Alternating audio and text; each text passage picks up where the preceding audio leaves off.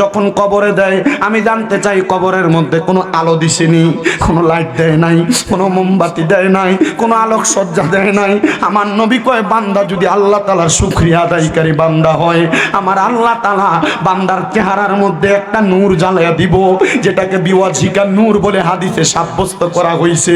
এই নূরের আলো দিয়ে বান্দার কবর সুন্দর হবে। এ চররাজাপুরের যুবক, দে তোর পাও আমার সামনে দে, তুই নেশা ছাড়স না। এ মুরব্বী বাবা, বয়স হয়ে গেছে, এখনো পর্যন্ত গুনাহ ছাড়স না। আমি আমার জিহ্বা দিয়া তোমরা পাও পরিষ্কার কইরা দিমু। ওই কবর ভালো জায়গা না রে, ওই কবর বড় মারাত্মক ভয়ঙ্কর জায়গা। হায় রে, তুমি যদি গুনাহগার হইয়া শুকরিয়া আদায় না কইরা মারা যাও, মারা যাওয়ার পরে কবর হবে ভয়ঙ্কর অন্ধকার।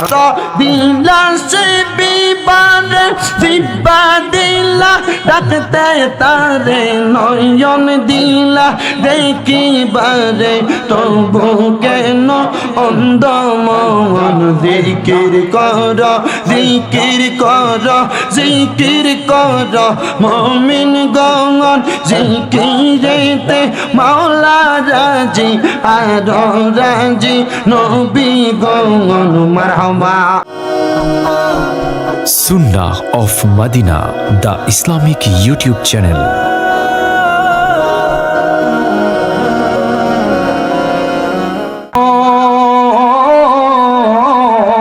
ও আমার পর্দার অন্তরালের মা বোনেরা, আপনারা যারা বয়ান শ্রবণ করতেছেন, আমার আল্লাহ তাআলা জানায়া দেয় বান্দা ওয়াশকুরু নি'মাতাল্লাহি আলাইহিম ইন কুনতুম ইয়াহু তা'বুদুন। আল্লাহ কয় বান্দারে, তোমরা আমি আল্লাহর নিয়ামতের শুকরিয়া আদায় করো যদি তোমরা আমি আল্লাহ তাআলার ইবাদত করো। আমি জানতে চাই চররাজাপুরের বাবারা, নামাজ রোজা হজ যাকাত দান সদকা যত রকমের ইবাদত আছে, আপনারা বলেন এই সকল ইবাদত করি আমরা কার জন্য? মুহাব্বতে কন্যা কার জন্য? আমার ভাইয়েরা, বাবারা, বন্ধুরা, শুধু আল্লাহর জন্য ইবাদত করি না।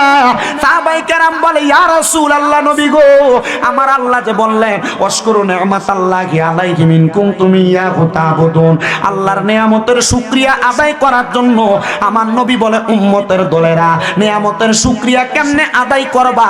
নবী আমার শিখিয়ে দিচ্ছেন তিনটা মাধ্যমে নিয়ামতের শুকরিয়া আদায় করা হয়।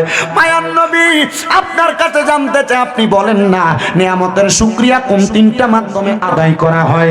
নবী আমার বলে, উম্মতের দলেরা, এক নাম্বার, আল্লাহর কোন বান্দা যখন আল্লাহ তাআলার কোরআনের তেলাওয়াত করে, ওই তেলাওয়াতের মাধ্যমে আল্লাহ তাআলার নিয়ামতের শুকরিয়া আদায় করা হয়। দুই নাম্বার, আল্লাহর বান্দা যখন দুনিয়ার জমিনে আমার আল্লাহ তাআলাকে সিজদা দেয়, ওই সিজদার মাধ্যমে আল্লাহ তাআলার নিয়ামতের শুকরিয়া আদায় করা হয়। তিন নাম্বার, দুনিয়ার জমিনের মধ্যে বান্দা যখন কোন বান্দাকে ইহদিনাস সিরাতাল মুস্তাকিমের পথে, সহজ সরল সঠিক পথে আহ্বান জানায়, এটার মাধ্যমে আল্লাহ তাআলার নিয়ামতের শুকরিয়া আদায় করা হয়। বাদান আমার, ও চররাজাপুরের বাবারা, পর্দার অন্তরালের মা বোনেরা, আমরা যেহেতু জান্নাতের বাগানে বসলাম, নিয়ামতের শুকরিয়া আদায় করব কার? আস্তে কইছেন কার? ওই আল্লাহর নিয়ামতের শুকরিয়া আদায় করলে লাভ আসেনি? সাহাবায়ে কেরাম একটা ডাক দিয়া কয়, নবী গো, আপনার কাছে জানতে চাই, আপনি বলেন না।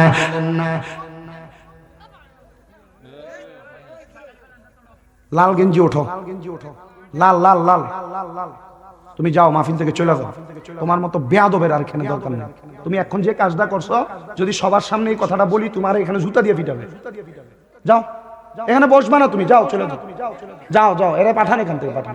যে কাজটা করছে যদি আপনাদেরকে বলি, জুতা দিয়ে পিটাবেন আপনারা। যাও, আপনি মনে করেন আমি এখানে বসে রয়েছি, আপনারা কানে কানে যদি কোনো কথা বলেন, যদি নজর পড়ে, আমি বুঝবো যে আপনি কি ব্যাপারে কথা বলতেছেন। কারণ আমি আমার বয়স কম, দাড়ি ওঠে নাই, আপনি পরিচিত না মোটামুটি আমার, দেখতেছি না। যা আমি ওয়াজ করি, যখন এসএসসি পরীক্ষা দিয়েছি, দাখিল পরীক্ষার পর থেকে মানুষ আমাকে দাওয়াত দেয়, আমি তখন থেকে ওয়াজ মাহফিল করি। দৈনিক 2টা, সর্বনিম্ন একটা মাহফিল আমি করি। কিন্তু আমার ওয়াজের একটা ধারাবাহিকতা আছে। আমার সামনে যদি 2-1 জন মানুষ নাই এসারের পরে আইনা দেন, আমি প্যান্ডেল ফুরিয়ে দিই। আমার অবস্থা আছে, আমি চেষ্টা করি। আবার আমার একটা ওয়াজের সিস্টেম, যদি ওয়াজের মাহফিলে যদি আমার পুরুষ মানুষ শ্রোতা না থাকে, আমার ওয়াজ বেশিরভাগ মহিলারা শ্রবণ করে। বুঝতে পারছেন? তা আমি এই জন্য আপনাদেরকে নিয়ে দুই একটা কথা বলবো, চেষ্টা করবো আমার কথার দ্বারা হেদায়েতের পথে আহ্বান করতে। আমার এই 10টা কথার ভিতরে আমার 5টা কথা ভুল হবে, এই 5টা কথা ভুল আপনি এখানে মাটি দিবেন, যে 5টা কথা সঠিক হবে 5টা কথা মানবেন। কথা কি বুঝতে পারছেন? অসুবিধা হবে আপনাদের? আরেকটা কথা তোমাদের উদ্দেশ্য বইলা দিই, মনে রাখবাল আদাবু খায়রুম মিনাজ যাহাবি ওয়াল ফিদ্দাতি। আদব হচ্ছে স্বর্ণ এবং রূপার চাইতে উত্তম। স্বর্ণ রূপা দোকান থেকে কিনা যায়, কিন্তু আদব কিনা যায় না। রাসূল সাল্লাল্লাহু আলাইহি সাল্লামের দরবারে সাহাবায়ে কেরাম ক্ষুধার জ্বালায় পাথর বাইন্ধা পড়ে থাকতেন, চোখের পানি বায়া বায়া পড়তো, কিন্তু ক্ষুধার কথা বলতেন না। মার না, দাঁড়ায় থাক। আমি জীবনও বলবো না যে বসেন। আমি কি আপনাদেরকে নিজে বসাইছি না আপনারা বসছেন? বসছেন, নিজে বসাইছি না বসছেন? বসছেন। মনে রাখবেন, যখন ওই যে বিন সাপুরিয়ার বিন বাজায় না, সাপ যদি বিনের আওয়াজে পাগল হয়, এটার গর্তে কোনোভাবে ধরে রাখা যাবে না, হাজার করি দিয়ে ধরে রাখা যাবে না। আমি আমার তো একটা আইডিয়া আছে, আমি কিভাবে আপনাদেরকে এখানে আহ্বান জানাবো। কেউ বসতে বলবেন না, সবাই দাঁড়ার মন চায়, পারলে আপনারও দাঁড়ায় ওয়াজ শুনে, আমার সমস্যা নেই। আমার কথা হইলো আপনার আমার কথা শুনলে হইলো কথা, ঠিক আছে না? আল্লাহ কবুল করেন, জোরে বলেন আমিন। আমার মুসলমানের দলেরা, আল্লাহ তাআলার নিয়ামতের শুকরিয়া আদায় করলে আমার আল্লাহ তাআলা বান্দাকে কয়টা নিয়ামত দেয়? সাহাবায়ে কেরাম প্রশ্ন করি, ইয়া রাসূলুল্লাহ, আপনার কাছে জানতে চাই কয়টা নিয়ামত দেয়? আপনি বলেন না। আমার নবী কয়, আমার আল্লাহ তাআলা দুনিয়াতে 5টা নিয়ামত দেয় আর আখিরাতে 5টা নিয়ামত প্রদান করে। ওগো মায়ার নবী, ওগো দয়ার নবী, রাহমাতুল লিল আলামিন নবীজি, আপনি বলেন না গো নবী, ওই নিয়ামতগুলা কি কি গো নবী? আমার নবী বলে, 1 নাম্বার, ওই বান্দার হায়াত আমার আল্লাহ তাআলা বাড়ায়া দেয়। এ মুসলমানের দলেরা, চররাজাপুরের বাবারা, তিতাস এলাকার পর্দার অন্তরালের মা বোনেরা, এই চররাজাপুরের কোনো মানুষ যদি হার্ট অ্যাটাক করে, কোনো মানুষ যদি স্ট্রোক করে, মানুষটাকে ঢাকা মেডিকেলের যে কোনো আইসিইউতে ভর্তি করাইলে, অথবা ডায়াবেটিস হসপিটালের যে কোনো আইসিইউতে ভর্তি করাইলে সর্বনিম্ন 65 থেকে 1,25,000 টাকা লাগবে 24 ঘন্টার জন্য।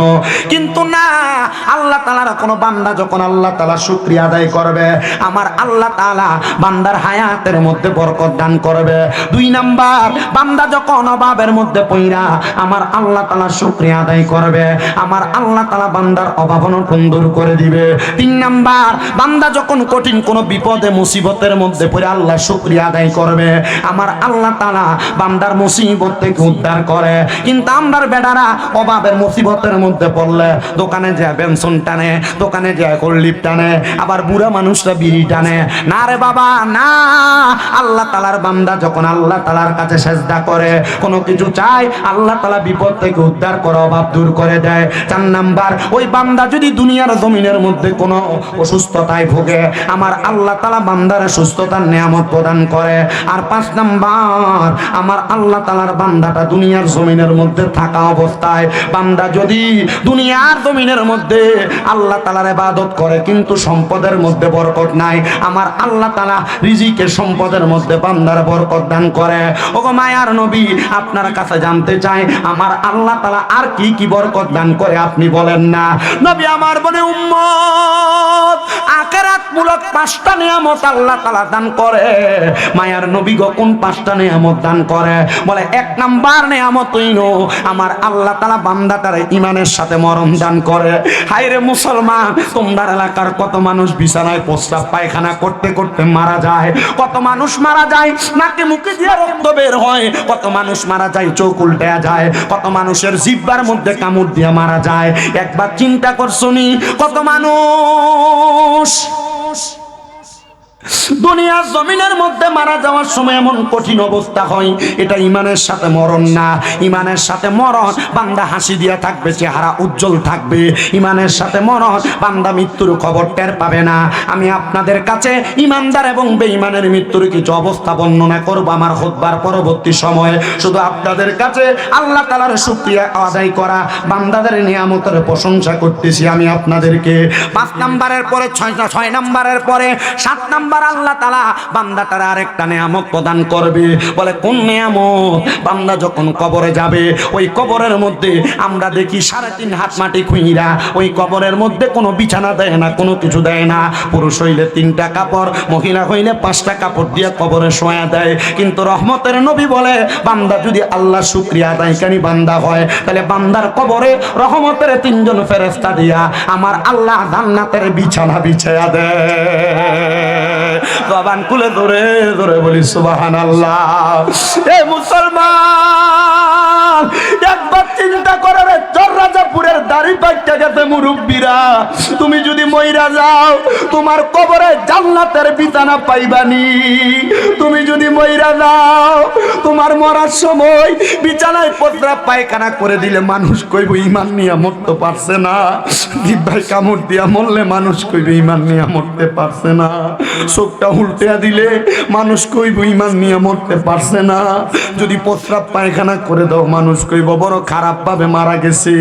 আমি বর্ণনাটা শেষের দিকে করে দিব। এবার আসেন 8 নাম্বার। ওই বান্দারা যখন কবরে রাখা হয়, আমরা তো জানি দুনিয়ার জমিনের মধ্য থেকে বান্দারে কবরে রাখলে 3টা সওয়ালের জবাব করা হবে। কিন্তু তার আগে বান্দারে যখন কবরে রাখে বিসমিল্লাহি ওয়া আলা মিল্লাতি রাসূলিল্লাহ এটা বইলা কবরে রাখার পর বাঁশগুলা দিয়া, চাটাইগুলা দিয়া, মাটিগুলা দেওয়ার পর মিনহা খলাকনাকুম ওয়া ফিহা নুঈদুকুম ওয়া মিনহা নুখরিজুকুম তারাতান উখরা বলে মাটিগুলা দিয়া দেয়। যখন কবরে দেয়, আমি জানতে চাই কবরের মধ্যে কোনো আলো দিছেনি, কোনো লাইট দেয় নাই, কোনো মোমবাতি দেয় নাই, কোনো আলোক সজ্জা দেয় নাই। আমার নবী কয় বান্দা যদি আল্লাহ তাআলার শুকরিয়া আদায়কারী বান্দা হয়, আমার আল্লাহ তাআলা বান্দার চেহারার মধ্যে একটা নূর জ্বালায়া দিব, যেটাকে বিওয়াজিকা নূর বলে হাদিসে সাব্যস্ত করা হয়েছে। এই নূরের আলো দিয়া বান্দার কবর সুন্দর হবে। এ চররাজাপুরের যুবক, দে তোর পাও আমার সামনে দে, তুই নেশা চারস না। এ মুরব্বী বাবা, বয়স হয়ে গেছে, এখনো পর্যন্ত গুনাহ ছাড়স না। আমি আমার জিহ্বা দিয়া তোমরা পাও পরিষ্কার কইরা দিমু।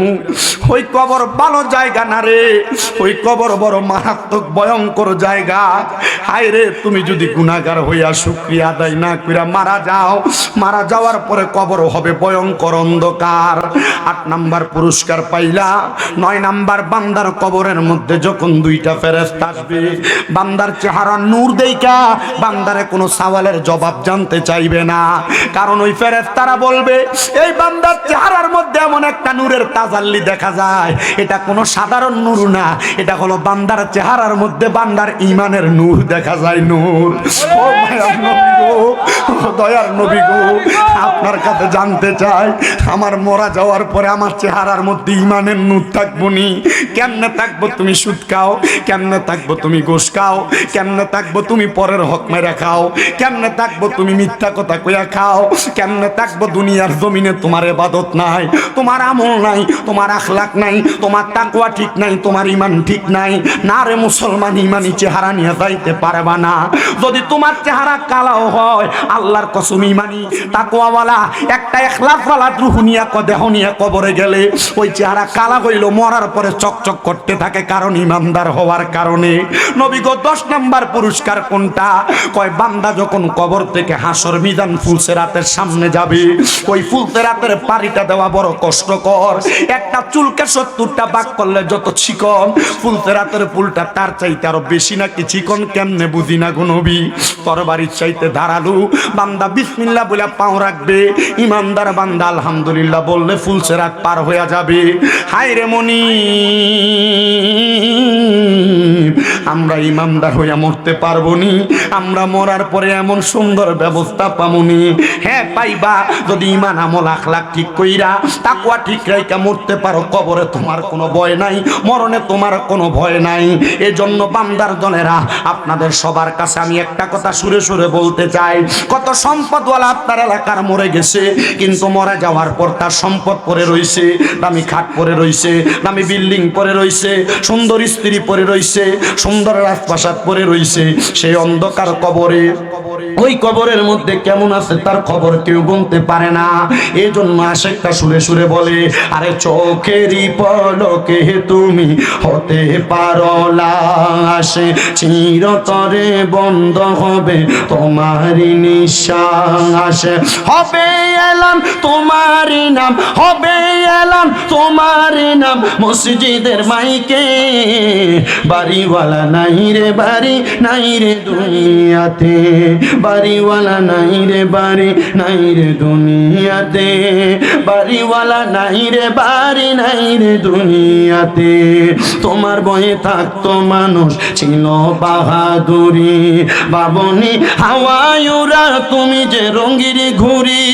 সুতোয় টানে দিলে মালিক, সুতোয় টানে দিলে মালিক পারবে না তাকিতে। বাড়িওয়ালা নাই রে বাড়ি, নাই রে দুনিয়াতে, বাড়ি গাড়ি মেল ফ্যাক্টরি টাকার পাহাড়, বিলাসিতা কেটেছে জনম কতই অহংকার। দামি কাপড় ছেড়ে হবে, দামি কাপড় ছেড়ে হবে সাদা কাফনে পরিতে। বাড়িওয়ালা নাই রে বাড়ি, নাই রে দুনিয়াতে, বাড়িওয়ালা নাই রে বাড়ি, নাই রে দুনিয়াতে, বাড়িওয়ালা নাই রে বাড়ি, নাই রে দুনিয়াতে। একটা জবানও বন্ধ রাখবেন না। এবার আপনারা বলেন মরণ নামক কথাটা কি সত্য না মিথ্যা? আপনার কি কষ্ট হইতেছে? গরিব টাইমটা দেখেন 25 মিনিট শেষ। তোর বাপ মরলে,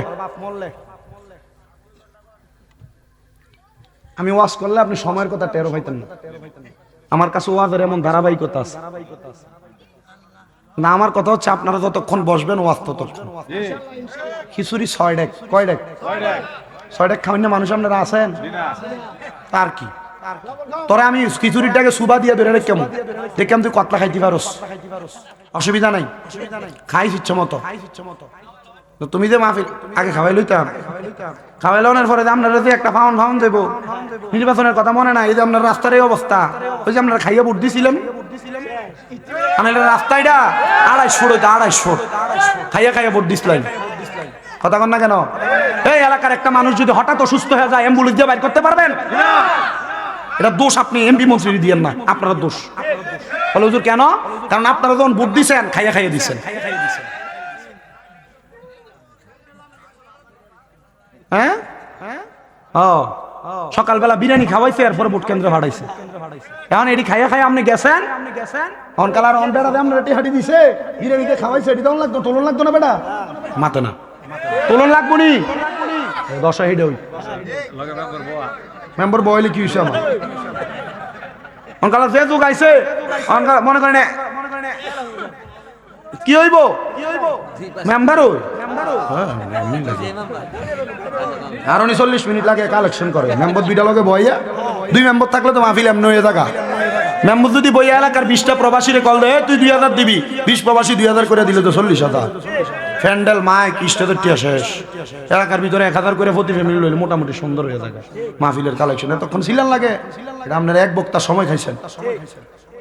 কিন্তু দেখলাম মাশাআল্লাহ মিজানুর রহমান আদিস সাহেব আপনাদেরকে চেষ্টা করছেন যথেষ্ট পরিমাণ ওয়াজ দিতে, কারবালার বয়ান করছে, ঠিক না? আপনারাও শুনছেন, শুনছেন না? শুনছেন কি হোনা শুনছেন আপনারা? তাইলেও আমি দেখছি আল্লাহ যেন প্রত্যেকটি ওয়াজের মাধ্যমে আমাদেরকে হেদায়েতের নূর দান করে। উনি কষ্ট করে আসছে, ওনার প্রত্যেকটা কথা থেকে যদি আপনার ঈমান যদি অন্তরে পয়দা থাকে, তাহলে ইনশাআল্লাহ ওনাকে কষ্ট করে আনাটা আপনাদের সফল হবে, সার্থক হবে, ঠিক কিনা? আল্লাহ যেন কবুল করে, কোন আমিন। তাইলে ইমানদার যারা আল্লাহ তাআলার কোরআন তেলাওয়াত করে, আল্লাহর তাআলার প্রশংসা করে, আল্লাহ তাআলার শুকরিয়া আদায় করে, আপনারা কোন আমার আল্লাহ তাআলা নিয়ামত দেয় কয়টা? যদি ভুলে গেছে গা আরো জোরে কন্যা কয়টা? ও মুসলমান 10টা নিয়ামত প্রদান করে। ওই 10টা নিয়ামতের মূল সারমর্মর ব্যাখ্যামূলক আলোচনা আমি আপনাদের কাছে করব। আমি আমার ওয়াজের ধারাবাহিকতা রক্ষা করে আমি আগে দুরূদ সালাম জিকির আজকারটা করে তারপরে বয়ান টানতেছি।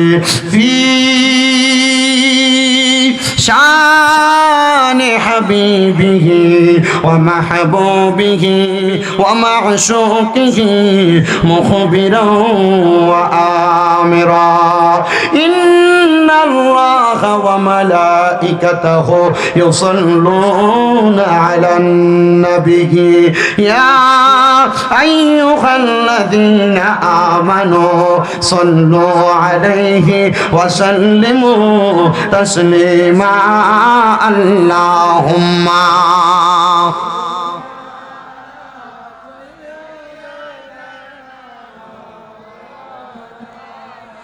মুহাম্মাদ ওয়া আলা মাওলানা বেবে দেখো মনে মনে প্রেমনি করছো নবীর সনে নইলে থেকে বারোজহা সরে মুহাম্মাদিয়া রাসূলুল্লাহ আল্লাহুম্মা সাল্লি মোহাব্বত নিয়ে পড়েন ঈমান তাজা হবে দুরূদ শরীফ পড়লে ঈমান তাজা হয়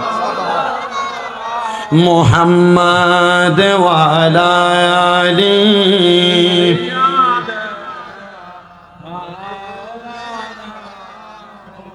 আপনারা এতগুলা মানুষ কিন্তু দুরূদ শরীফ পড়তেছেন খুব আস্তে কয়েকজন জোরে জোরে পড়তেছেন আপনাদের কি কষ্ট হচ্ছে মনে রাখেন রাসূল বলছেন আমার উম্মতের মধ্যে সবচাইতে বখিল মানে কিফটা ওই উম্মত যার সামনে আমি নবীর প্রতি দুরূদ শরীফ পড়া হইলো সে তার জবানকে বোবার মতো করে রাখলো যদি আপনি বোবার মতো করে রাখেন রাসূল আপনাকে বখিল বলছেন আর রাসূল বলছেন দুনিয়ার জমিনে আমার উম্মতের ভিতরে যেই উম্মত যত বেশি দুরূদ শরীফ আদায় করবে জান্নাতে ওই উম্মত আমি নবীর তত কাছাকাছি থাকবে আরো জোরে পড়েন না সুবহানাল্লাহ তাহলে জোরে জোরে দুরূদ শরীফ পড়েন আল্লাহুম্মা সাল্লি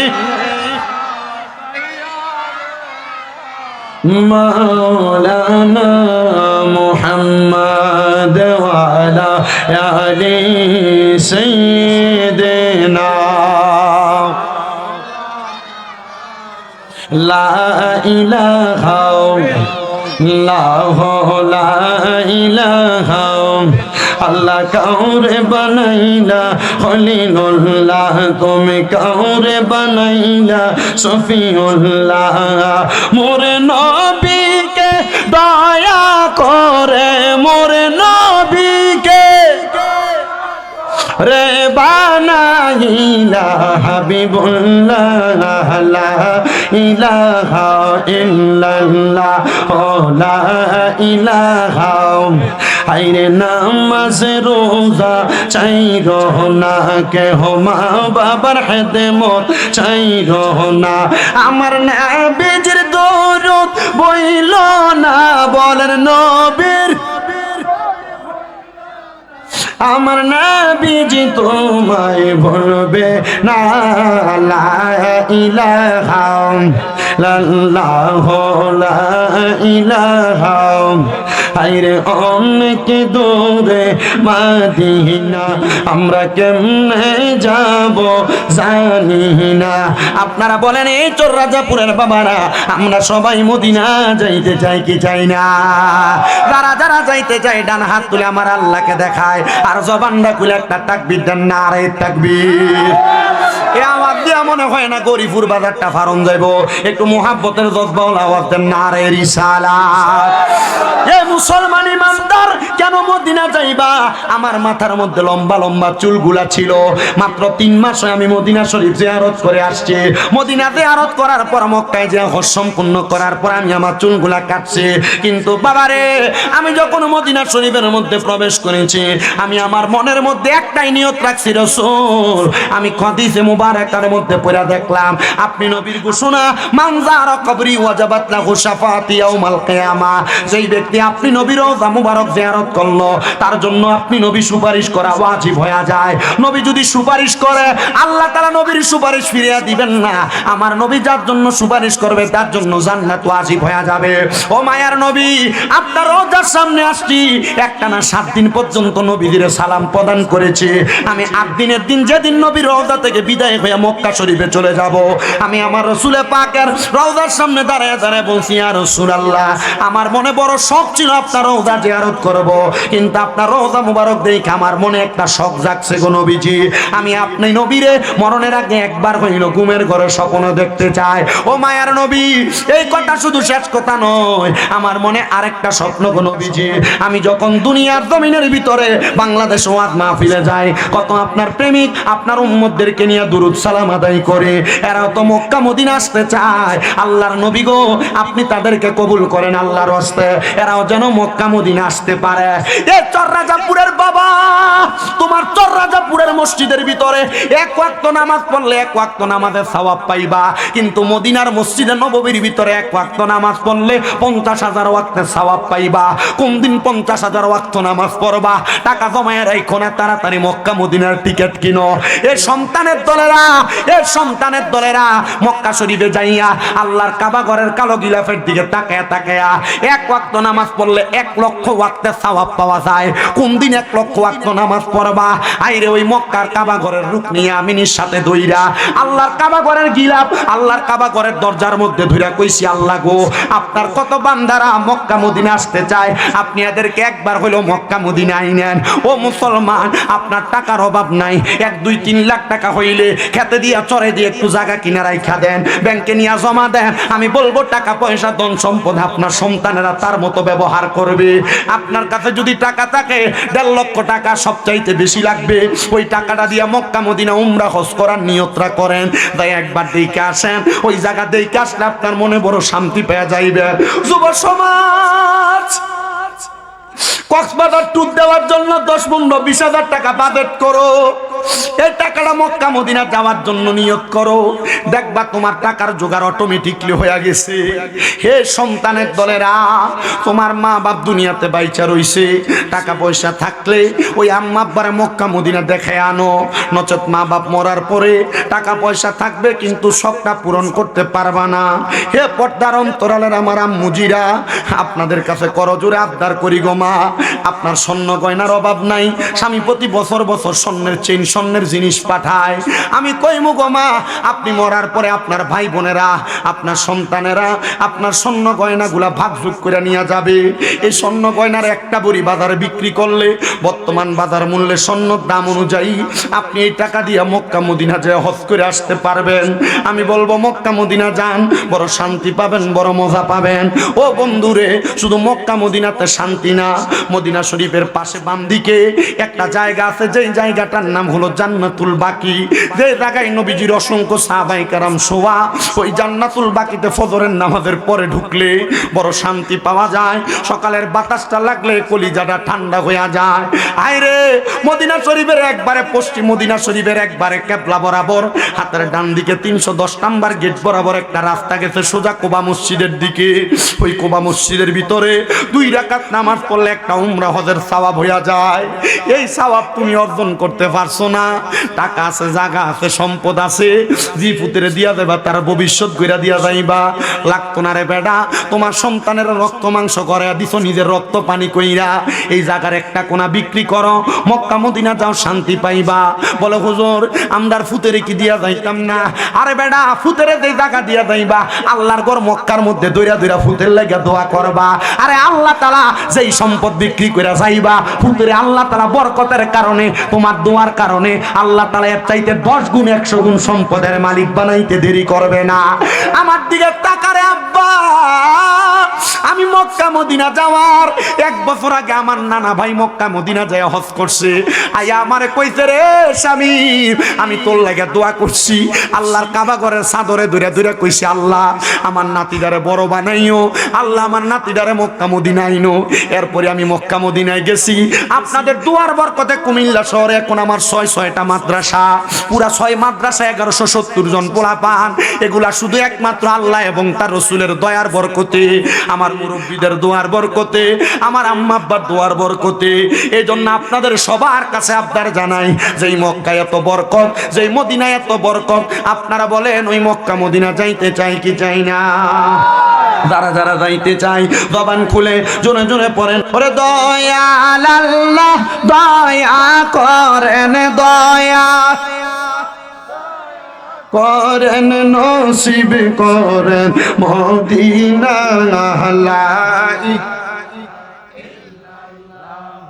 লা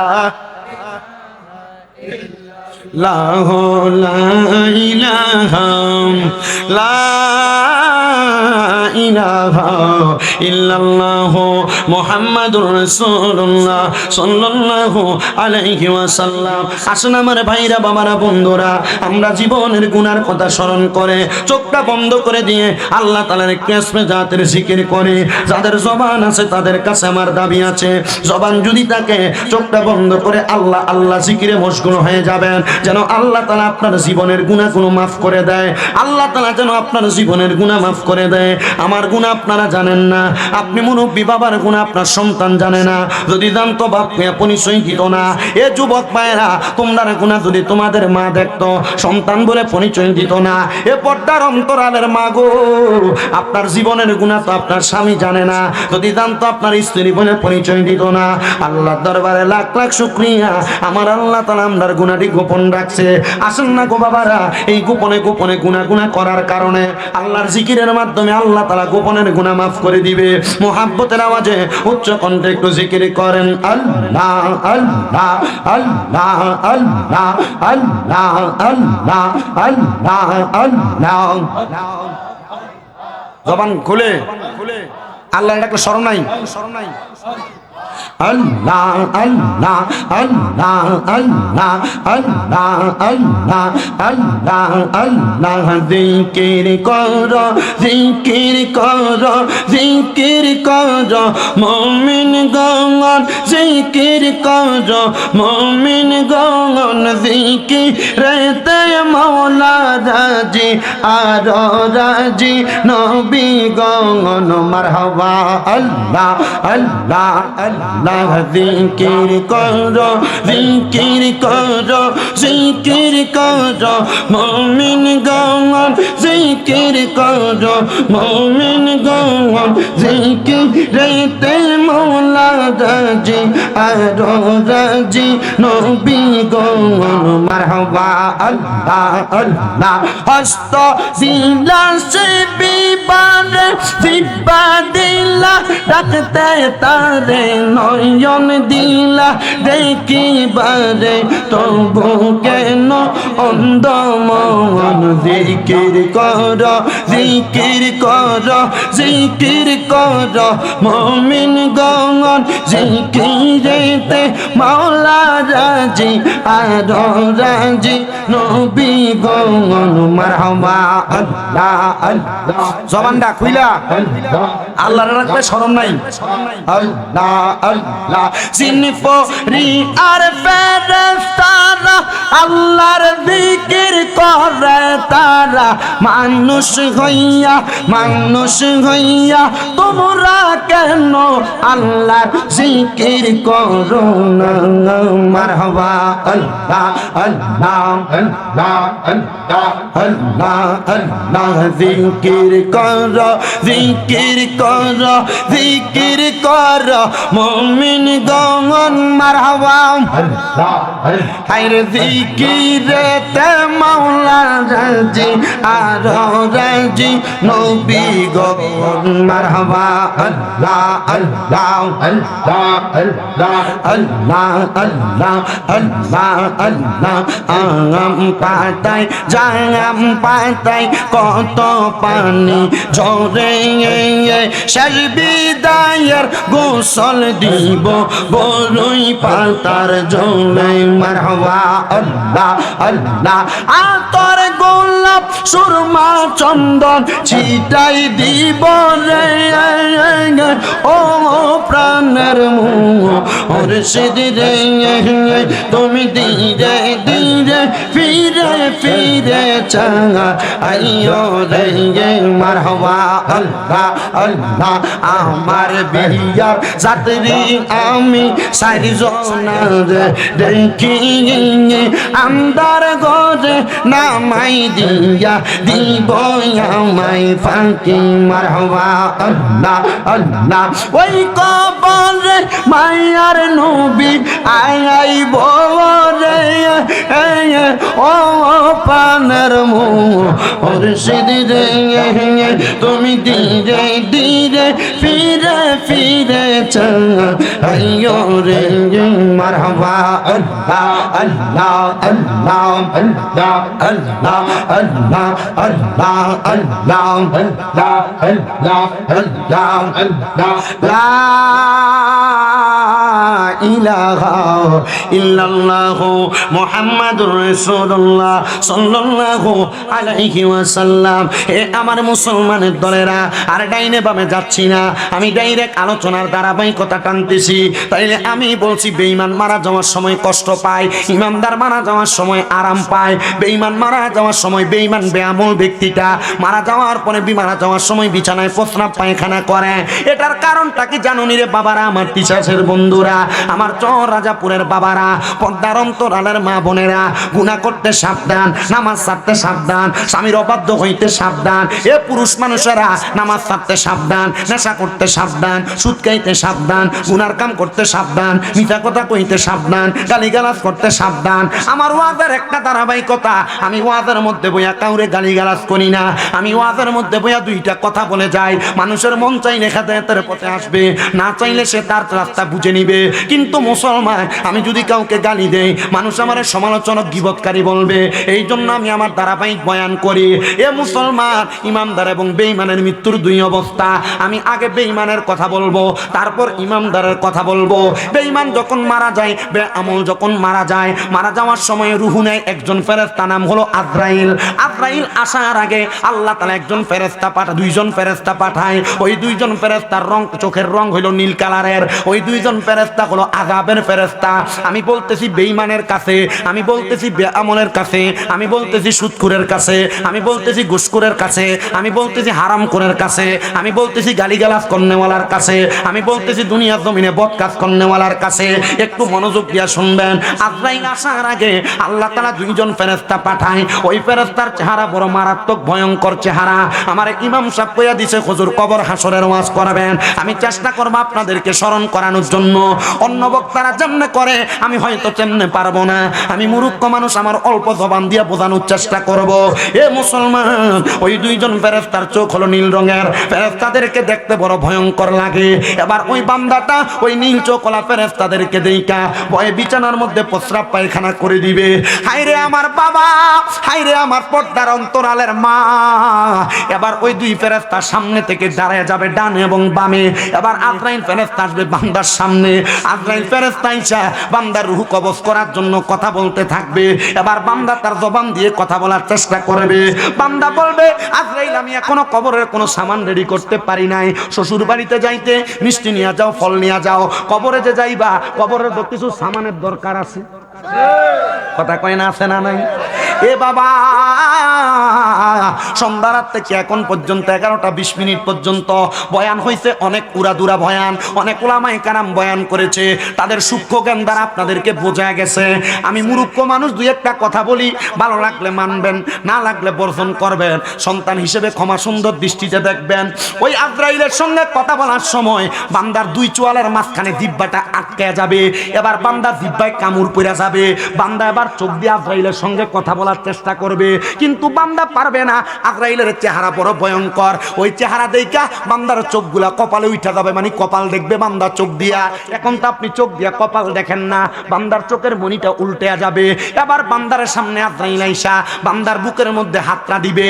এই বর্ণনাটা আমার নবী দেয়। বান্দার বুকের মধ্যে যখন আজরাইলে হাতটা দিবে, আমি নবীর উপরে যখন হাতটা দিছে, আমার কাছে মনে হইছে রে সমস্ত পৃথিবীর বড় বড় পাহাড়গুলো আমি নবীর বুক মুবারকের মধ্যে উঠে দিছে।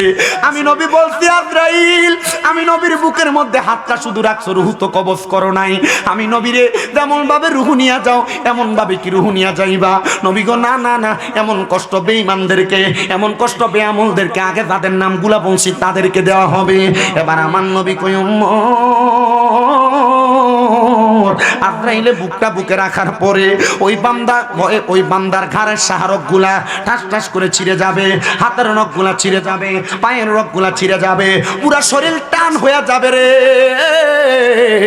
শক্ত হয়ে যাবে। বান্দার দেহ থেকে রূহটা নেওয়া হবে। আমার নবী রহমাতুল্লিল আলামিন নবীর অনেক আগে একজন নবী যার নাম ইদ্রিস আলাইহিস সালাতু ওয়াস সালাম, উনি বলতেছেন একটা মানুষের শরীর থেকে আজরাইল যখন রূহটা নিয়ে যায়, একটা জীবিত ছাগলকে, একটা জীবিত বকরিকে লটকে দিয়া চান্দাটা টাইনা টাইনা ছিঁড়া ফেললে জীবিত অবস্থায় ওই বকরির যত কষ্ট হয় একটা ইনসানের তার চাইতে বেশি কষ্ট হয়।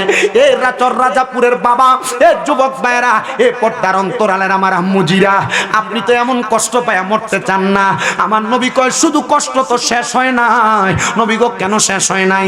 বলে আজরাইল যখন তার রূহটা নিবে, রূহটা নেওয়ার পর আজরাইলের নাকের মধ্যে কাপড় লাগিয়ে দিবে। ও নবী কেন গো? বলে শুধু কাপড় লাগানি শেষ না, বান্দার রূহটারে প্রথম আসমানে নিয়ে যাবে। নিয়ে যাওয়ার পরে অসংখ্য ফেরেশতারা মুখ থেকে থু থু নিক্ষেপ করবে বান্দার দিকে। আজরাইল জিজ্ঞাসা করবে বান্দা ইন্তেকাল করছে, এখন কেন বান্দার সঙ্গে এমন আচরণ? বলে বান্দা হারাম খাইতে খাইতে, পরের হক মাইরা খাইতে খাইতে, বান্দা গুনাহ করতে করতে রূহটা দুর্গন্ধযুক্ত রূহ হয়ে গেছে। আমরা তার রূহের দুর্গন্ধ সহ্য করতে পারি না, এই জন্য বান্দার দিকে থুতু নিক্ষেপ করি। গুনাহ করতেছো করতে থাকো, নামাজ ছাড়তেছো ছাড়তে থাকো, বদকাম করতেছো করতে থাকো, মরার পরে রূহটার মধ্যে দুর্গন্ধ আসবে। তুমি মারা যাওয়ার পর কবরে যখন দিবে, তোমার কবরের বাস পচার আগে তোমার লাশ পইচা যাবে। মুসলমান একবার চিন্তা করো। কিন্তু যারা মুমিন বান্দা তাদের ব্যাপারে আল্লাহর ঘোষণা, ওয়ালা তাকুলু লিমান ইউকতালু ফি সাবিলিল্লাহি আমওয়াত বাল আহইয়াউ ওয়ালাকিন লা তাশউরুন। যারা আল্লাহর রাস্তায় চলে যায় এরা মৃত না, তোমরা এদেরকে মৃত বইলো না। আল্লাহ কয় বাল আহইয়াউন, তারা জিন্দা, ওয়ালাকিন লা তাশউরুন, এদেরকে যারা মরা বলে এরা নির্বুধ, এরা বোকা বুঝে না। এ মুসলমান, তুমি মারা যাওয়ার পরে কবরের মধ্যে বড় শান্তিতে থাকবা, বড় আরামে থাকবা যদি তুমি ইমানদার হয়ে মরতে পারো। আর বেঈমান হয়ে মরলে তো কষ্ট পেয়ে মরবা। এবার আপনারা বলেন, আমরা কি ইমানদার হয়ে মরতে চাই না বেঈমান? আস্তে কইছে আপনাদের কষ্ট হইতেছে আব্বা। আমি সময় আপনাদেরকে প্রথম থেকে মাইক ধরার পর থেকে ঠিক 1 ঘন্টা 20 মিনিট সময় দিব।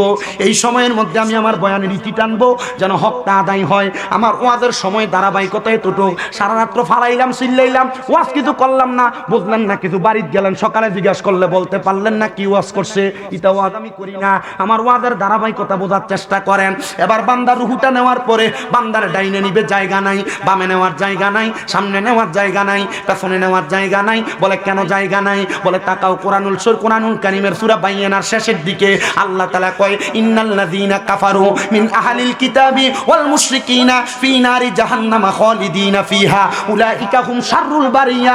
আল্লাহ কয় যারা কুফরি করে, যারা আহলে কিতাবের অন্তর্ভুক্ত, যারা দুনিয়ার জমিনের মধ্যে মুশরিক শিরিক করে, আল্লাহ তাআলা কাউকে সেজদা দেয়, গুনাহকে গুনাহ চাই না, গুনার কাজ বারবার করে, ওই ব্যক্তিগুলা মারা যাওয়ার পর এদের ঠিকানা হইল ফি নারি জাহান্নামা খালিদিনা ফিহা, জাহান্নামের মধ্যে 1 দিন না 2 দিন না 3 দিন না, এদের ঠিকানা খালিদিনা ফিহা, চিরস্থায়ী বাসিন্দা। ও আল্লাহ, তারা কারা? বলে এরা হইল দুনিয়ার জমিনে উলাইকা হুম শাররুল বারিয়া, এরা হইল দুনিয়ার সবচাইতে বাজে মানুষ। এবার বাজে মানুষ কারা? দুনিয়াতে সুদ খায় যারা, ঘুষ খায় যারা, পরের হক খায় যারা, মিথ্যা কথা কয় যারা, গালিগালাজ করে যারা। এবার আপনারা কোন এমন সুদ করে ঘুষ করে হারাম খাই না, এই সররাদা পুরে আসে না না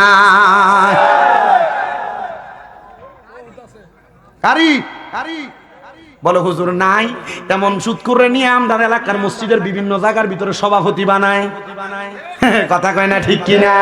এমন সুদ করে ঘুষ করে নিয়ে বিভিন্ন এলাকায় মসজিদের সেক্রেটারি বানায়, এমন সুদ করে ঘুষ করে নিয়ে বিভিন্ন এলাকার সর্দার মাতাব্বর বানায়।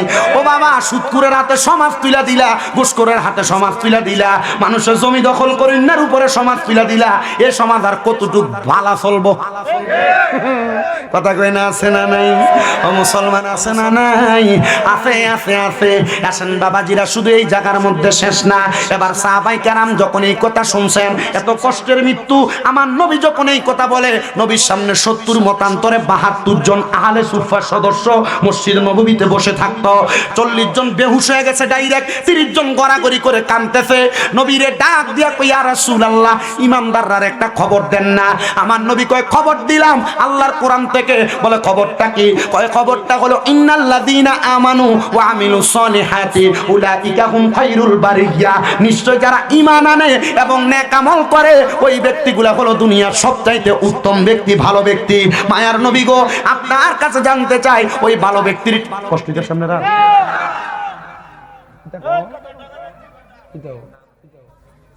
কষ্ট হইতেছে ওয়াজ আছেন আপনারা? কাহিনী হইলো আমার বাপের বয়সী হইলো, আমার রক্ত একটু গরম, অর্গমা বেশি থাই তো। গতকালকে আমার মাহফিল ছিল ওই যে মহেশখালীর আগে বাঁশখালী। আপনি চিন্তা করেন সে আমার জীবনটা তেনা তেনা হয়ে যাওয়ার কথা না? ও গাড়িতে বইয়া থাকতে থাকতে মাথার ওজন বের হয়ে গেছে, বুড়া মানুষের মতো মাঝে মাঝে মাথার ঠেলা দাম লাগে। আপনারা দোয়া করবেন নি ইনশাল্লাহ? হ্যাঁ এটা কি তা চলতেছে? জাগা ওই যে কইছি কুফুরি গান বাজনা করা কি কর না, গান বাজনা করা কথা কয় না দিয়ে দি জোরে কও ধরে এটা শুনে আপনারা এটা কুফুরি কাম, এটা কুফুরিটা কুফুরি কইবেন। আপনি যদি লাল রে লাল সাদা রে সাদা না কর, কবর গেলে ফিরে বাসার বাড়ি আমন নিবেন বেতের বাড়ি। কথা কয় না কি লেগা? আপনি ওই যে অনেকে দেখবেন একবার এলাকার ভিতরে যে লোকটা ক্যাটারি করে, গুন্ডামি করে, মদ খাইয়া বা খায়, ক্যাটারি গুন্ডামি, তার শরীরে শক্তি বেশি, এই লোকের লোকের সম্পর্ক রাখেন এমন লোক। রাসূল সাল্লাল্লাহু আলাইহি ওয়াসাল্লাম বলছে কেউ যদি কোনো বাজে লোকের সাথে, নেশাখোর কোনো সন্ত্রাসের সাথে তার নিজের ক্ষমতা বাড়াইবার লাগে সম্পর্ক রাখে, নবী কয় সে আমাদের দলভুক্ত না। নবীর দলভুক্ত না হইলে তাহলে এটা মুসলমান হই না। আপনারা যদি আবার এরার লোকে তাল মিলাইবার লাগে যদি আপনারা আবার নিজেরা এটা মনে করেন জি না, কবর গেলে হাতলা হাতলা বাড়ি আপনারও দিব। আপনার কষ্ট হয় আছেন আপনারা? আল্লাহ যেন আপনারা কষ্ট না দাঁড়ায় দাঁড়িয়ে ভাই কষ্ট হইলে কইয়েন ফয়জন আমার সে সাইডে দিয়ে আপনারা বম। কারণ আপনারা আমি বুঝি চেহারা শুরু দেখলে তো বোঝা যায় আপনারা বিজি মানুষ। মোটামুটি আগে বইছেন বাস দেরি কি কে জানি কল টল দেয়, মোবাইলটা চেক দিয়েন, কল দিলে পর, কারণ ও আপনার থেকে বউরের সময় দেন বেশি উত্তম। কি মাতে না তো? হ্যাঁ ও আপনার থেকে বউরের সময় দাম উত্তম। আল্লাহ বোঝার তৌফিক দিক। আপনারা আমিনও কোন কিফটামি করে এও আবার দাও খিচুড়ি লই এও মুনাজাত দিয়ালাই। আল্লাহ যেন কবুল করে, জোরে কোন আমিন। হ্যাঁ এবার ঠিক আছে, জোরে কোন মারহাবা। এ মুসলমান ইমানদার সাহাবায়ে কেরাম ডাক দিয়া কয় নবী গো, বেঈমান তো কষ্ট পায়া মারা গেল, তাইলে যেই ব্যক্তি ঈমান আনছে, যেই ব্যক্তি নেক আমল করছে, তার মরণটা কেমনে হইব নবী আপনি বলেন না? নবী আমার কয় ঈমানদারের মরণটা বড় আরামে হইব। ও মায়ার নবী কেমন আরামে হইব? আমার নবী কয় আরামটা হইল সেই আরাম, ঈমানদারের কাছে আজরাইলে একবার না, দুইবার না, তিনবার না, চারবার আইব। চারবার কথা কয় না কয়বার? ইমানদারের কাছে আজরাইল আইব চারবার। চারবারও ইমানদারের রূহ নিতে পারতো না। বলে হুজুর কেন? এক নাম্বার ইমানদারের বুকটার ভিতরে হাত দিব, বুকের ভিতর থেকে আওয়াজ দিব রে আজরাইল, ইমানদারের বুকের মধ্যে আল্লাহ নবীর ভালোবাসা আছে, এই জন্য বুক দিয়ে রূহ বাহির করা যাবে না। এবার আইসা হাত দিব কপালের মধ্যে, ইমানদার নামাজি, নামাজ পড়ার কারণে বান্দার কপাল থেকে আওয়াজ আসবে, বান্দার রূহ কবজ করতে পারবে না কপাল দিয়া। বলে কেন? বলে বান্দা নামাজ আদায় করেছে, এই জন্য বান্দার কপাল দিয়া রূহ কবজ করা যাবে না। এবার হাত দিবে বান্দার ডান সিনার মধ্যে, বান্দার ডান দিক দিয়ে হাত দেওয়ার পরে দুইটা ফেরেশতা জবাব দিবে রে আজরাইল, বান্দার রূহ তো ডান দিক দিয়ে কবজ করতে পারবা না। বলে কেন পারবো না? বলে বান্দার ডান দিকে আছে তার মা বাবার খেদমত। এবার হাত দিবে বান্দার বাম দিকে, বাম দিক দিয়ে খেদমত বান্দার বাম দিক দিয়ে হাত দেওয়ার পর আজরাইলকে দুইটা ফেরেশতা বলবে বান্দার বাম দিক দিয়ে আছে তার দান এবং সদকা, এই জন্য বান্দার রূহ এমন ভাবে কবজ করা যাবে না। বলে কবজ যেহেতু করা যাবে না, কেমনে বান্দার রূহ কবজ করব? আল্লাহর পক্ষ থেকে আওয়াজ আসবে রে আজরাইল, বান্দা কিছুক্ষণ পর কালেমা পড়বে, কারণ মুমিন বান্দা কালেমা পড়া ছাড়া মরবে না। মুমিন বান্দা যখন কালেমা পড়বে, মুমিন বান্দার মুখ দিয়ে একটা বাতাস বের হবে, ওই বাতাসটার সাথে সাথে বান্দার রূহটা তুমি কবজ করবা। বলে কবজ করব। হ্যাঁ, ইমানদার বান্দা, মুমিন বান্দা মরার কষ্ট টের পাবে না। বলে হুজুর কেন টের পাবে না? আরে ছোট্ট একটা বাচ্চা দুধের জন্য কান্না করলে মা যেমন ভাবে মাথায় হাত বুলিয়ে দিলে ছোট্ট বাচ্চা ঘুমায় যায়, ইমানদার বান্দার রূহ নিবে, ইমানদার বান্দা টের পাবে না। এ মুসলমান, এ নবীর উম্মতের দলেরা, আশিকে রাসূল ভাই বাবারা, এবার ইমানদারের রূহ কবজ করার পর ইমানদারের রূহ বলবে, রে আজরাইল, তুমি আমার এত আস্তে আস্তে কেন নিয়ে যাও? আরো তাড়াতাড়ি নিয়ে যাও না। তুমি যদি জানতা আমার আল্লাহ তাআলা আমার জন্য কত বড় নিয়ামত রেডি করে রাখছে, তাইলে তুমি আমার এত আস্তে আস্তে নিয়ে যাইতা না, আরো তাড়াতাড়ি নিয়ে যাইতা।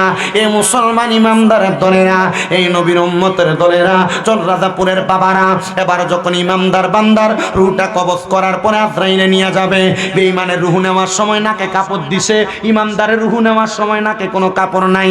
রহমতের ফেরেশতা প্রথম আসমানে দাঁড়ায়া আহলান ওয়া সাহালান মারহাবান মারহাবান দুয়ুফুল্লাহ দুয়ুফুর রহমান, আল্লাহর মেহমান বলে বলে ইমানদাররে স্বাগতম জানায়। হায়রে মনিব মাওলা, আমার এমনি স্বাগতম জানাইবনি, বলে শুধু স্বাগতম না, কবরের মধ্যে যাওয়ার পরে বান্দার নুরানি চেহারার কারণে ওই যে বলছিলাম সওয়ালের জবাবও দেওয়া লাগবে না, একমাত্র আপনার ইমানের দৌলতের কারণে, আমলের দৌলতের কারণে। এ বান্দা, এখনো পর্যন্ত কি গুনাহ করবা? এখনো পর্যন্ত কি গুনাহ ছাড়বা না? অনেকে মনে করে কত গুনাহ করছি, আল্লাহ আমারে মাফ করতো না। না রে না, আমার আল্লাহ শুধু মাফ করতো না, আমার আল্লাহ এমন মাফ করব, ওই ক্ষমা তুমি পাইনে দুনিয়া এবং আখিরাতের মায়ার কথা ভুইলা যাইবা। বলে হুজুর কেমনে বুঝবো? আল্লাহ তাআলার একজন বান্দা যার নাম হযরতে সুলতান মাহমুদ গজনবী রহমাতুল্লাহ আলাইহি, ওনার নাম আপনারা এর আগে কয়জন শুনেছেন আমি জানি না। ভারত উপমহাদেশের ঘটনা পড়লে সুলতান মাহমুদ গজনবীর 7 খণ্ডের একটা কিতাব পাওয়া যায়। ওই কিতাবটা পড়লে তাসাউফ তত্ত্বের মূল পড়াগুলো পাইবেন। তাসাউফের নাম দিয়ে যারা ভণ্ডামি করে, তাসাউফের নাম দিয়ে যারা বেড়িবাদ্য করে, তাসাউফের নাম দিয়ে মাজারে সেজদা দেয়, তাসাউফের নাম দিয়ে মহিলা এবং পুরুষ একসাথে নিয়ে বইয়া থাকে, কষ্ট হইতাছে আপনার? আর বাবা, কোরআন হাদিস এদেরকে সমর্থন করে না। তাসাউফের অর্থ শুধু বেড়া বেড়ি এক লগে বন না, তাসাউফের অর্থ শুধু বেরিয়ে দিয়ে গান করে না, তাসাউফের অর্থ বাউল গান করার না। তাসাউফের মানে হইল মাওলার প্রেমে ডুব দিয়া মাওলার দিদারে যাওয়া। এই তাসাউফ এখন বর্তমানে নাই। এই বর্তমান জামানায় কয়েক জায়গায় হয়তো পাওয়া যায়, কিন্তু সব জায়গায় পাওয়া যায় না। বর্তমানে তাসাউফের নামে বিভিন্ন জায়গায় ভণ্ডামি চলে। ও বাবা, ভণ্ডামির পক্ষে আমরা না, আমরাও সুন্নি, আমরা মাজারের পক্ষে, কিন্তু ভণ্ডামির পক্ষে না। কথা ক্লিয়ার? কথা ক্লিয়ার? এ মুসলমান ইমানদার, এবার মনোযোগ লাগে শোনেন। এবার হযরতে সুলতান মাহমুদ গজনবী উনি বলতেছে, আমার একটা খাসিয়ত, আমি তাহাজ্জুদের নামাজ পড়তাম। এ বাবা, দুনিয়ার জমিনে যত বড় বড় আল্লাহর ওলি দেখেন, একজন ওলিও নাই যে তার জীবনে তারা তাহাজ্জুদ পড়ে নাই। একটা কিতাব আল্লামা ফরিদউদ্দিন আত্তার রহমাতুল্লাহ আলাইহি লিখিত কিতাব, নাম হলো আত-তাযকিরাতুল আউলিয়া।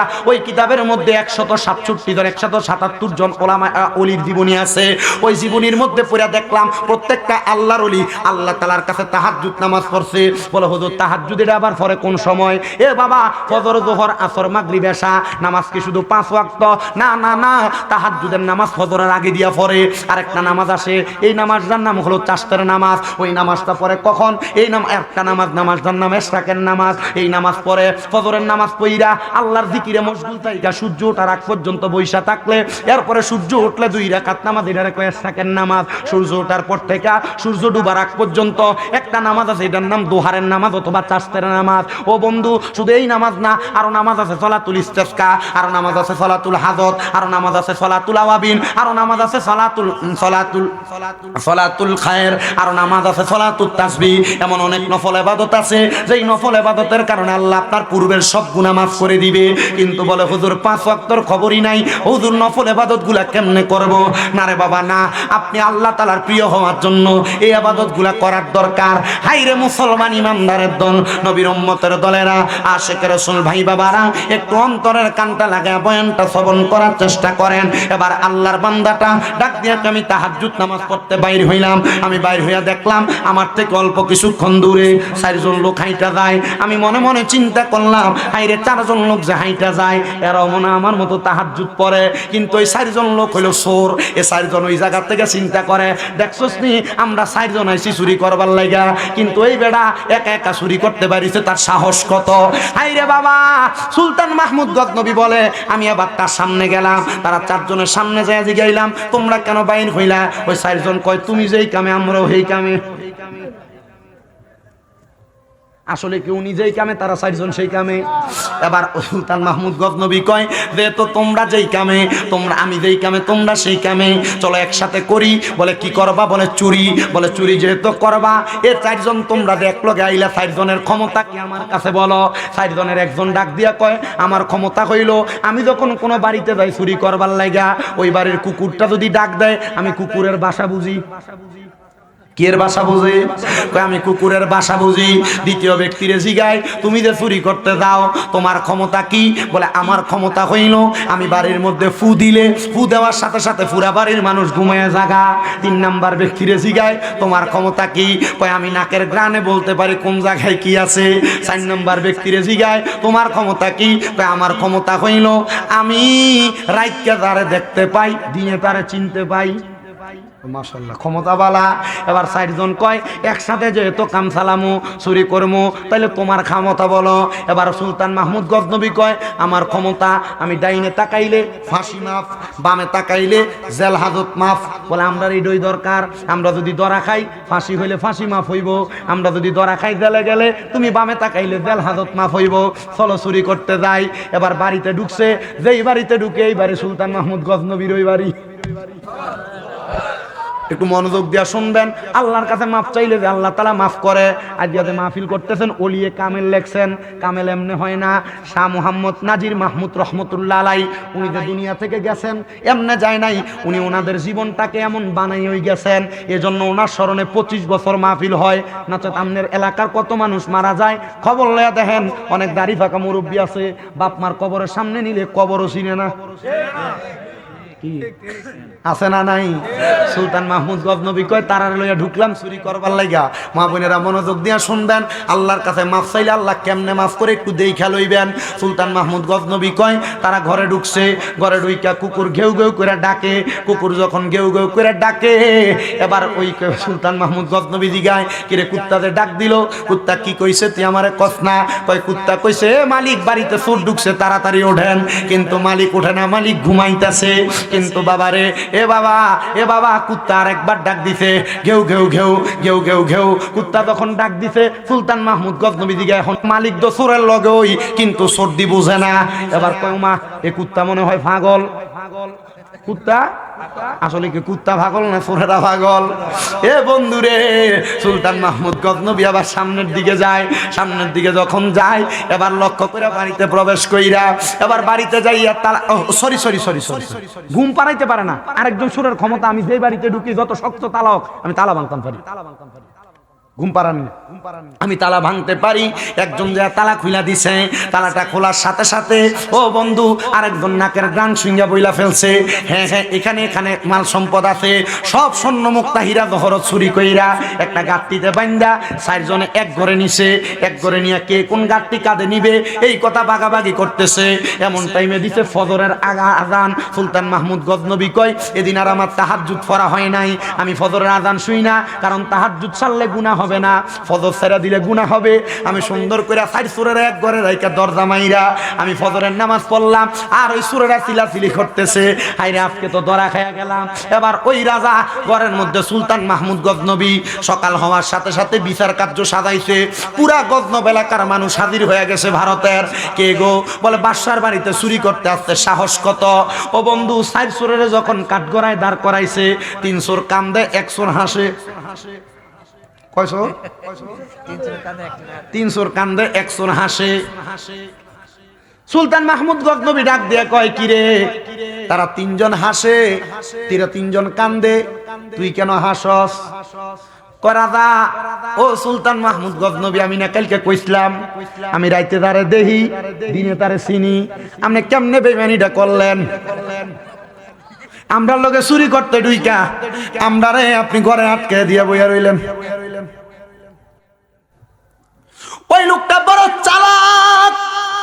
ওই 3 জন ডাক দিয়া কয় সুলতান মাহমুদ গজনবী তুমি যদিও চুরি করো নাই, চোরের সহযোগী ছিলা, তোমার মুখের কথা বলে হ্যাঁ। বলে তাইলে আমরা চুরি কইরা সুলতান মাহমুদ গজনবীর মতো বড় বাদশার কাছে ধরা খাইছি। তুমি ডাইনে তাকায় দেখো কি জানি এটা দেখা যায়। সুলতান মাহমুদকে আমি ডাইনে তাকায় দেখলাম, কিছুই দেখা যায় না। আমি বামে তাকাইলাম, কিছুই দেখা যায় না। এবার যেই লোকটা হাসে উনি ডাক দিয়া কয়, সুলতান মাহমুদ গজনবী, তুমি না কইছো তুমি ডাইনে তাকাইলে জেল হাজত মাফ, তুমি বামে তাকাইলে মৃত্যুদণ্ড মাফ।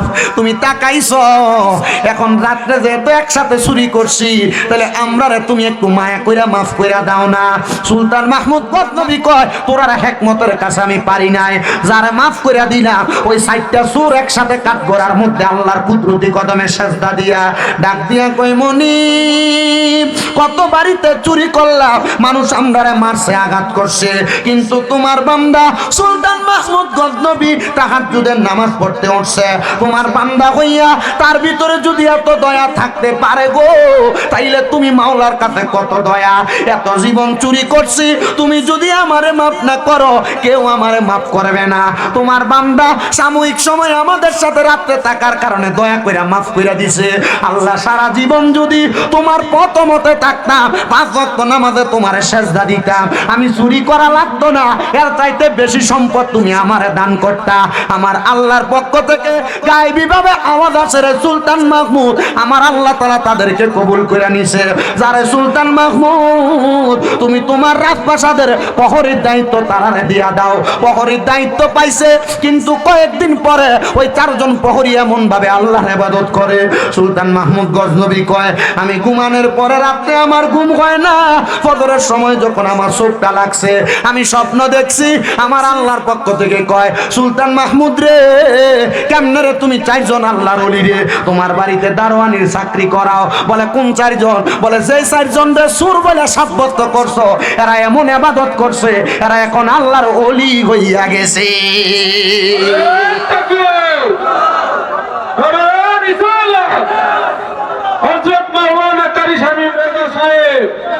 সবাই জোরে কোন আলহামদুলিল্লাহ।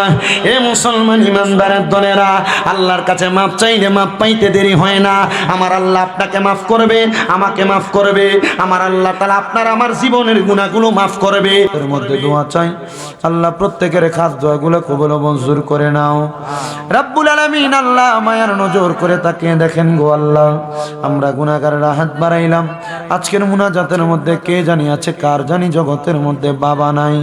যেই বাবা মাথার ঘাম পায়ে ফালাইয়া রক্তরে পানি বানাইয়া সন্তানকে মানুষের মতো মানুষ করেছে, এমন আব্বা যাদের কবরে, আব্বার কবর জান্নাতের বাগান বানাইয়া দাও। বিশেষ করে সজীব মিয়ার আব্বা যান দুনিয়া থেকে বিদায় হয়েছে, 4 দিন হয়ে যায়, ওনার আব্বার কবরটাকে নাজাতের ফয়সালা করো। আমার ইয়াসিন হাবিব মোল্লা সাহেবের আব্বার জন্য দোয়া চাই, আল্লাহ তাদের মতো যারা বাবা খারা গো, প্রত্যেকের আব্বার কবর জান্নাতের বাগান বানাইয়া দাও। কে জানি হাত বাড়াইছে, কার জানি জগতের মধ্যে মা নাই। হায়রে মা, যে মারে মা কুয়া ডাকলে কলিজার আগুন পর্যন্ত ঠান্ডা হইয়া যায়, যে মায়ের দিকে নেক নজরে তাকাইলে কবুল হজের সওয়াব হইয়া যায়, এমন মা যাদের অন্ধকার কবরে আম্মার কবর জান্নাতের বাগান বানাইয়া দাও। অনেকে আছে মাও নাই বাবাও নাই, জনমের মতো এতিম, আল্লাহ তাদের মা বাবা 2 জনের কবর নাজাতের ফয়সালা করে দাও। যাদের মা বাবা বেঁচে আছে গো, হায়াতে তৈয়বা নসিব করো। আম্মা আব্বা সুস্থ থাকলে শেফায়া দিলা কামেলা নসিব করে দাও আল্লাহ। বিশেষ করে এই মাহফিলের মধ্যে যারা টাকা দিয়া, পয়সা দিয়া, শ্রম দিয়া, বুদ্ধি দিয়া, পরামর্শ দিয়া, মাইক দিয়া, লাইট দিয়া, প্যান্ডেল দিয়া, মিডিয়ার বাইরা সহ সম্মানিত শ্রোতা মণ্ডলী, পুরুষেরা, পর্দার অন্তরালের মা বোনেরা, আল্লাহ তাদের সবাইকে তুমি কবুল মঞ্জুর করে নাও। অনেক প্রবাসী ভাইয়েরা বিদেশ থেকে দোয়া চায়, আল্লাহ আমার প্রবাসীদের দোয়া কবুল মঞ্জুর করো। প্রবাসীদের কামাই রুজিতে বরকত দাও, হায়াতে বরকত দাও, মনের নেক নেক আশাগুলা পূরণ করো রব্বুল আলামিন। আল্লাহ এই মাহফিল আগামীতে যারা যারা দান করবে নিয়ত করেছে, তাদের প্রত্যেকের দানগুলা কবুল মঞ্জুর করে নাও। আল্লাহ মরণ দিবা দুঃখ নাই, তবে বেঈমান বানায়া মরণ দিয়েন না। মরণের আগে বারবার মক্কা মদিনা তাওয়াফ জিয়ারত নসিব করায়া আখিরি জবানে পড়াইয়েন লা ইলাহা ইল্লাল্লাহু মুহাম্মাদুর রাসূলুল্লাহ।